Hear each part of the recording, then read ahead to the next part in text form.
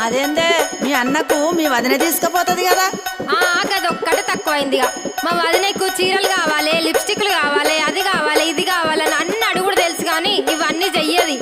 అవునా? ఏం పనులు చేయదా మీ వదినే? ఇంతకు ఏమేమి అడుగుతుందో జర చెప్పరాదు.